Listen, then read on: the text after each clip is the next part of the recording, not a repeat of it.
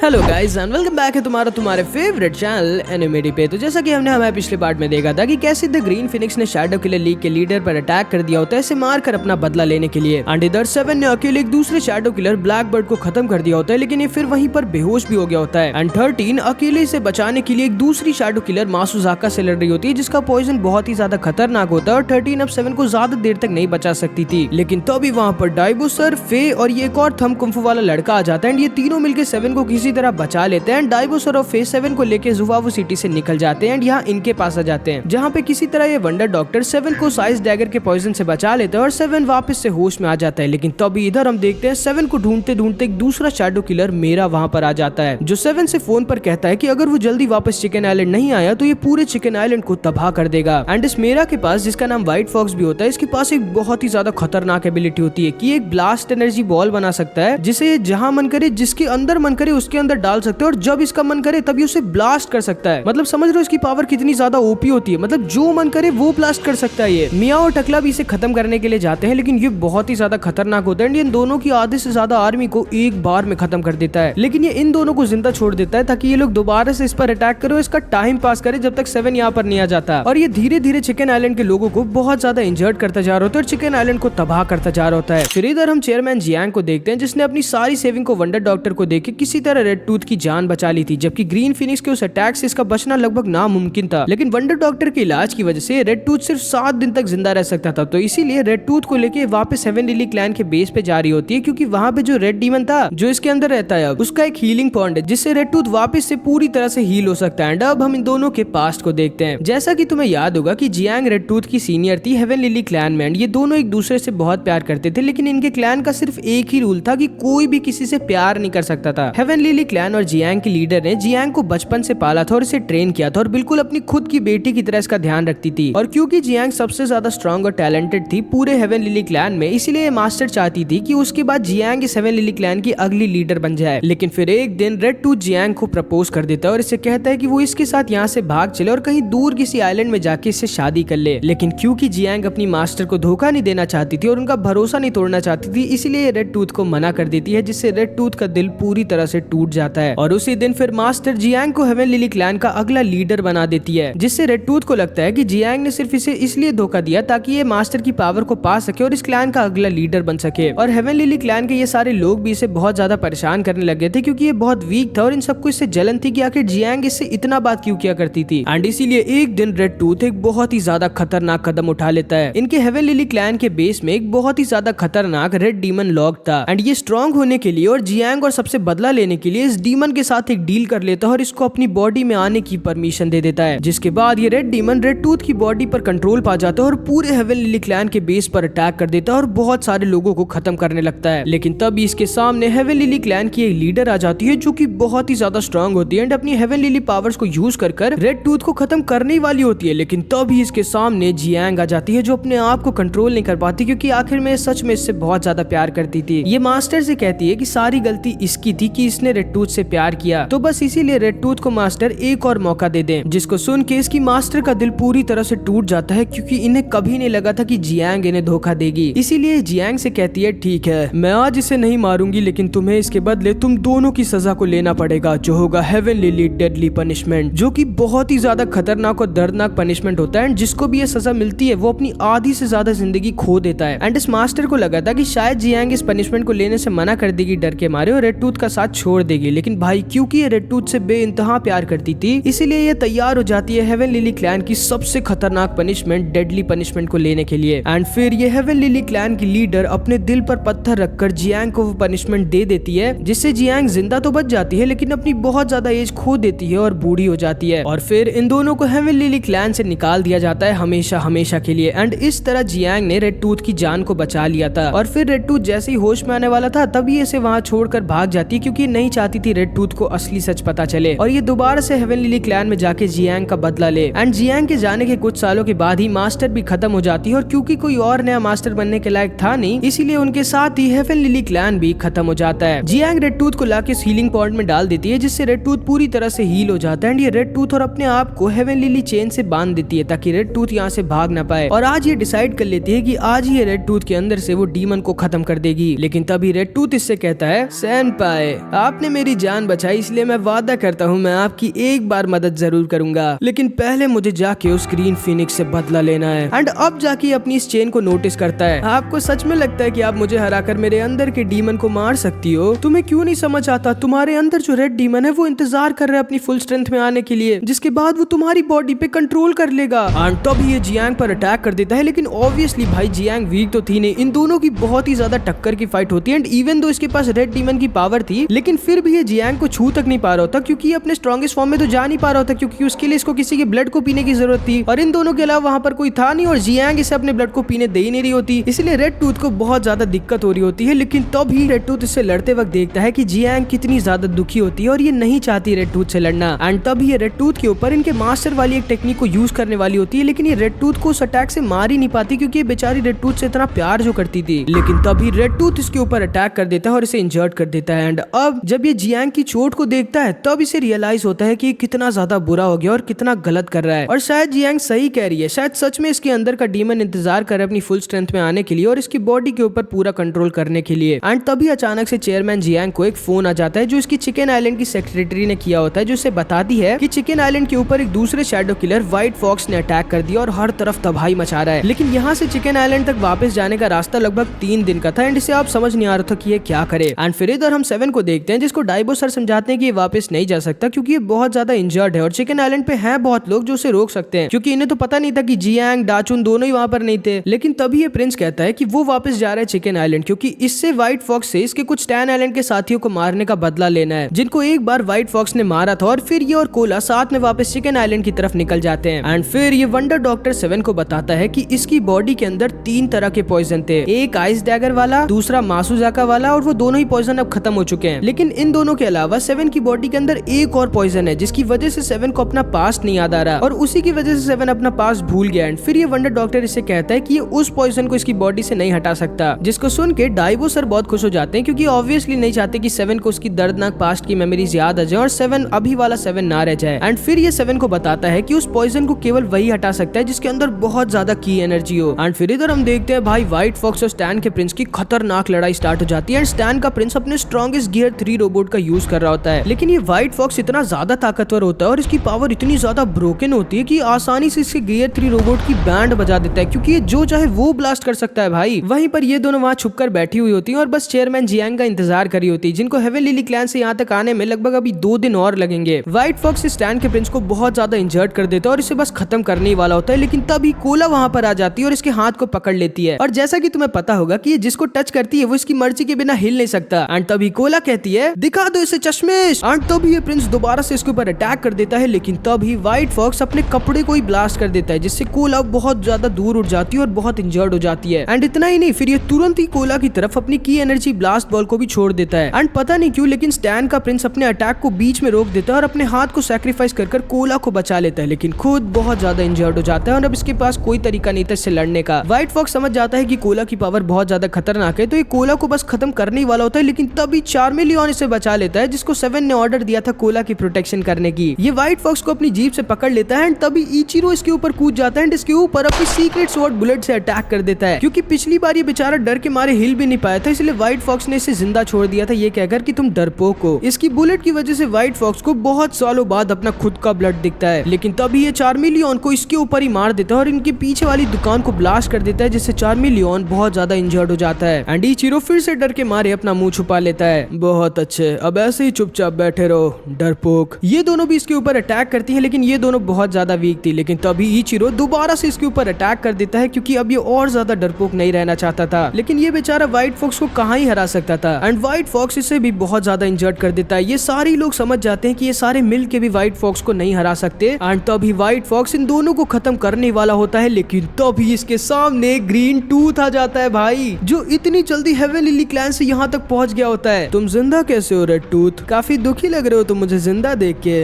White fox यहाँ से भाग जाओ अगर सच में नहीं मरना चाहते। इस आइलैंड को आज मैं तबाह करूंगा। माफ करना, लेकिन मैं ये तो नहीं कर सकता, क्योंकि मैंने उस बुढ़िया से एक प्रॉमिस किया था, और जैसा कि तुम्हें याद होगा कि रेड टूथ ने इसे प्रॉमिस किया था कि ये इसकी एक बार मदद करेगा, इसीलिए चेयरमैन जियांग ने इसे चिकन आइलैंड को बचाने के लिए कहा था। और इतना ही नहीं, चेयरमैन जियांग ने इसके ऊपर की व्हाइट लिली सील को भी हटा दिया होता है, जिसकी वजह से ये इतना ज्यादा ओवर पावर्ड हो गया होता है कि पूछो मत भाई। रेड टूथ व्हाइट फॉक्स की एनर्जी बॉल को अपनी शील्ड से रोक देता है और इसके ऊपर सीधा अटैक कर अपने नाखूनों को इसके अंदर घुसेड़ देता है। लेकिन तभी व्हाइट फॉक्स भी इसके अंदर अपनी सारी ब्लास्ट की एनर्जी भर देता है, जिससे रेड टूथ अब नहीं बच सकता था। एंड फिर इधर हम देखते हैं 7 यहाँ पर जाय के पास आ जाता है। मुझे आपसे एक मदद चाहिए। मैं जानता हूँ तुम चाहते हो कि मैं अपनी की एनर्जी से तुम्हारी मेमोरीज को तुम्हें वापस से याद दिला दूं ना, लेकिन तुम जानते तो हो ना जो तुम देखोगे वो तुम्हें बहुत ज्यादा दुख देगा। मैं जानता हूँ, लेकिन मैं अपने पास से भागता नहीं रह सकता। अगर मुझे सब कुछ सही करना है तो मुझे सब कुछ जानना होगा। एंड तभी वहाँ पर डाइवो सर भी आ जाते हैं और 7 को उसकी स्वॉर्ड वापस दे देते हैं और कहते हैं 7, मैं चाहता था कि तुम्हें कभी तुम्हारी मेमोरीज याद ना आए, ताकि तुम वही बुद्धू 7 रह सको जो मेरे साथ रहता है और मेरी सारी बात मानता है। लेकिन शायद मैं गलत कर रहा था।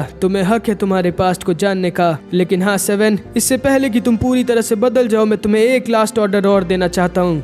छोड़ना मत उस शैडो किलर लीग के लीडर को। एंड तभी 7 तैयार हो जाता है अपनी मेमोरीज को वापस से याद करने के लिए। एंड भाई अब 7 को उसका पूरा पास्ट याद आ जाएगा। एंड फिर इधर हम देखते हैं ग्रीन फीनिक्स और शैडो किलर लीग के लीडर की बहुत ही भयानक लड़ाई हो रही होती है। लेकिन ऑब्वियसली क्योंकि ग्रीन फीनिक्स इस रेड रूम को भी एक्टिवेट किया होता है, इसीलिए अपनी पूरी कॉन्सेंट्रेशन और की एनर्जी के साथ लड़ नहीं पा रहा होता। एंड तभी इसे फिर से अपने पास्ट की थोड़ी बहुत झलक दिखती है। एंड इसे याद आ जाता है कि इसके मास्टर ने, जिसने इसे उस दिन बचाया था, उन्होंने मरने से पहले लीडर का राइट वाला हाथ काट दिया था और ग्रीन फीनिक्स को लीडर के असली पावर के बारे में बता दिया था, जो कि था डर, इल्यूजन्स। मतलब ये सब जो इतना डरावना नजारा है इनके आसपास और लीडर जो इतना खतरनाक एक मॉन्स्टर जैसा दिख रहा है, ये सब बस एक इल्यूजन है सामने वाले को डराने के लिए। एंड ग्रीन फीनिक्स समझ जाता है कि अभी जो लीडर ने इसके ऊपर अपने राइट वाले हैंड से अटैक किया वो बस एक इल्यूजन है, क्योंकि इसका राइट वाले हैंड को तो इसके मास्टर ने काट ही दिया था। एंड इसीलिए ग्रीन फीनिक्स लीडर के इस अटैक को डॉज नहीं करता। एंड इसी सही मौके का फायदा उठाकर ग्रीन फीनिक्स अपने स्ट्रॉन्गेस्ट अटैक बानकाई का यूज कर देता है, जिसको यूज करने के लिए इसे बहुत ज्यादा की एनर्जी और अपनी जिंदगी को दांव पर लगाना पड़ेगा। एंड भाई ये ऐसा ही करता है, ये लीडर की तरफ अपनी फुल पावर के साथ सीधा चार्ज कर देता है। लेकिन क्योंकि इस अटैक को यूज करते हुए ग्रीन फीनिक्स की बहुत ज्यादा की एनर्जी लगनी थी, इसीलिए अपने रेड रूम को भी हटा देता है, क्योंकि इसे लगा था कि अगर साया बीच में आ भी गई तो वो लीडर को इससे बचा नहीं पाएगी। लेकिन इसे ये नहीं पता था कि साया कोई नॉर्मल पर्सन नहीं बल्कि स्टैन आइलैंड की एक रोबोट थी, जिसका मेटल इतना ज्यादा स्ट्रॉन्ग था कि उसे काटा ही नहीं जा सकता था, जिसकी वजह से भले ही ग्रीन फीनिक्स ने साया की मेटल बॉडी के बीच से अपनी तलवार को निकाल कर लीडर के अंदर अपनी तलवार घुसाड़ दी होती है, लेकिन फिर भी इसका अटैक उतना ज्यादा स्ट्रॉन्ग नहीं था कि लीडर पूरी तरह से खत्म हो जाए, जिसकी वजह से लीडर जिंदा बच जाता है। जो अटैक तुमने यूज किया था वो सच में बहुत ज्यादा खतरनाक था। अगर साया बीच में ना आई होती तो मेरा मरना पक्का था। किसे लगा था कि सारे शैडो किलर्स में तुम सबसे ज्यादा स्ट्रॉन्ग होगे।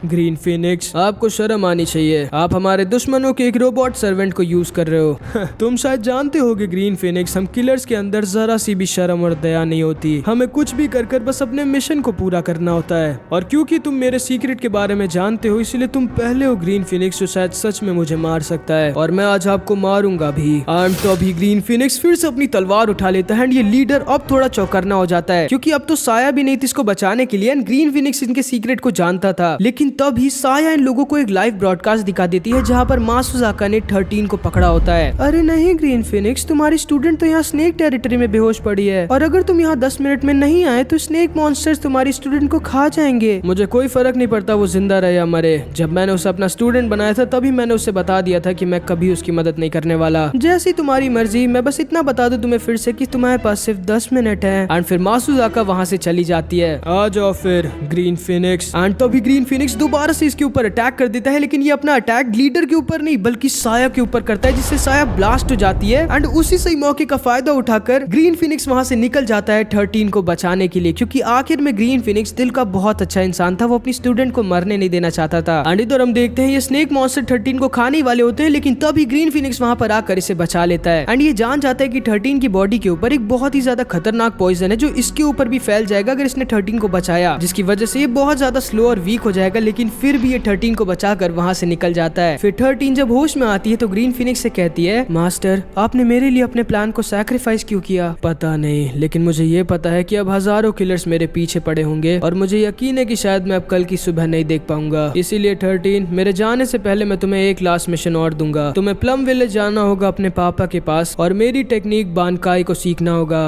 अब जाओ यहाँ से। एंड असल में क्योंकि ग्रीन फीनिक्स चाहता था कि 13 सेफ रहे, इसलिए 13 को वापस उसके विलेज प्लम विलेज जाने का मिशन दे देता है 13 के पापा के पास, क्योंकि 13 के पापा भाई इतने ज्यादा स्ट्रांग होते हैं कि कोई भी शैडो किलर का मेंबर वहां पर 13 पर अटैक नहीं करेगा। एंड ग्रीन फिनिक्स ने अपनी किस्मत को मान लिया होता है और अकेले शैडो किलर लीग के लीडर की तरफ जा रहा होता है। 100 से भी ज्यादा किलर्स इसके ऊपर अटैक करते हैं, लेकिन ये सबको अकेला मारते हुए आगे बढ़ रहा होता है। लेकिन तभी इसके सामने ये दोनों शैडो किलर शिमेन और मासुजाका आ जाते हैं और इसके ऊपर अटैक कर देते हैं। शिमेन इसके ऊपर अपने अर्थ पंच का यूज कर देता है, जिससे बहुत ज्यादा इंजर्ड हो जाता है और मासुजाका का पॉइजन भी इसे बहुत ज्यादा कमजोर करता जा रहा होता है। ग्रीन फिनिक्स समझ जाता है कि इसके पास अब और कोई ऑप्शन नहीं है। ये अपनी सारी की सारी की एनर्जी को एक अटैक में यूज कर देता है एंड शिमेन के बीच से अपनी तलवार निकाल देता है। मासुजाका तभी इसके ऊपर अपने बहुत ही ज्यादा खतरनाक पॉइजन ब्लेड से अटैक कर देती है, जिसे डॉज ही नहीं करता ताकि ये इसे पकड़ सके। ये इसके पेट में भी अपना चाकू घुसेड़ देता है एंड मासुजाका को भी वहीं पर बेहोश कर देता है। लेकिन अब इसके अंदर जरा से भी की एनर्जी नहीं बची होती और ये बहुत ज्यादा इंजर्ड और वीक हो गया होता है। लेकिन तभी इसके सामने शैडो किलर लीग का लीडर आ जाता है, जिससे अब ग्रीन फिनिक्स को कोई नहीं बचा सकता था। एंड यहाँ पर हमारा पार्ट 8 खत्म हो जाता है। आई होप कि तुमको ये पार्ट भी अच्छा लगा होगा। नेक्स्ट पार्ट तब आएगा जब इस वीडियो पे 2000 कमेंट्स आ जाएंगे, तो कुछ भी कमेंट जरूर से कर देना और कमेंट्स में जरूर बताना कि तुमको वीडियो कैसी लगी। तो मिलते हैं अगली वीडियो में, तब तक के लिए अपना ख्याल रखना। Bye bye.